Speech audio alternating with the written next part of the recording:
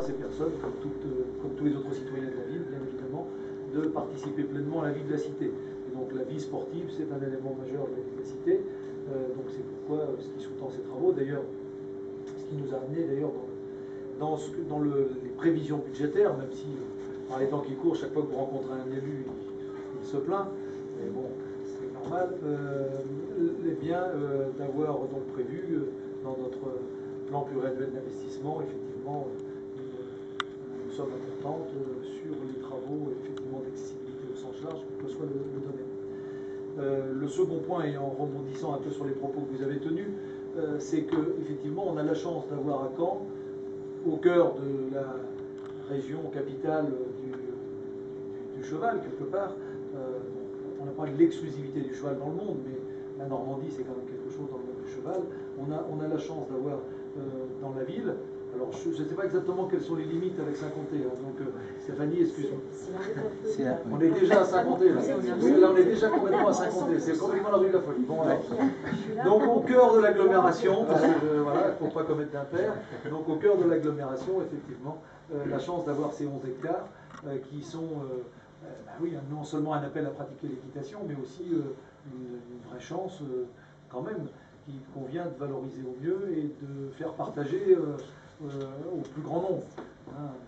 Donc, ce sera l'un des enjeux, voilà, vous l'anticipez d'ailleurs, et c'est très bien, au travers des propos que vous avez tenus à la fin de votre intervention, Monsieur le Président, ce sera effectivement l'un des enjeux de la prochaine DSP, de valoriser au mieux cet espace et de faire en sorte qu'il participe pleinement, non seulement au rayonnement de la discipline équestre, mais aussi qu'il participe complètement à l'attractivité globale de la ville et de l'agglomération, parce que effectivement, c'est avoir un centre équestre à la fois qui pratique effectivement l'équitation, enfin en l'occurrence ici essentiellement j'imagine le saut d'obstacle, enfin, le dressage un petit peu, vous faites aussi un peu de dressage, bientôt peut-être de la voltige. Oui, parce que je fais du dressage. Donc du dressage, voilà. Et donc un certain nombre de disciplines, donc au meilleur niveau possible en compétition, mais aussi avec tout l'aspect éducation par le sport, lien social par le sport, donc remplissent effectivement toutes les disciplines sportives, mais autant de missions que la vôtre, évidemment en vocation à assurer également. Donc voilà, c'est en quelque sorte le sens de notre présence aujourd'hui, et donc encore merci de votre accueil, et puis de toute façon pour préparer effectivement l'échéance liée à la DSP, il y aura effectivement une procédure, puisqu'on avait donc nous souhaité effectivement reculer la date.